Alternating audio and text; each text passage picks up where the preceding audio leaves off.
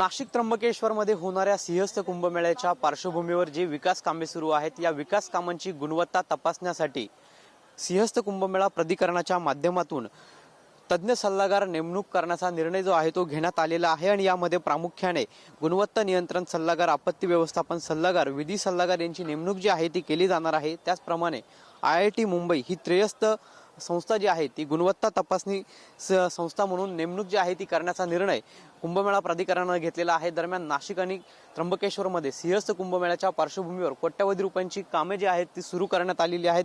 प्रशासकीय पातळीवर देखील अनेक कामांना मंजुरी जी आहे ती देण्यात आली आहेत। अनेक कामं प्रगतीपथावरती आहेत।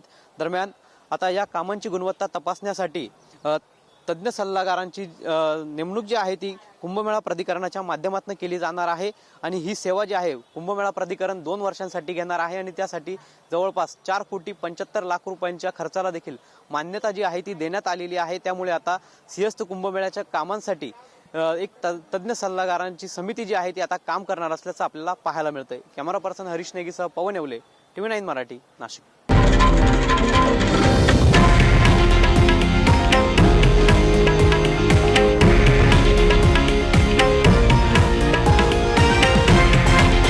हे आहे देशातील नंबर 1 न्यूज नेटवर्क आणि आपण पाहत आहात TV9 मराठी, एकमेव।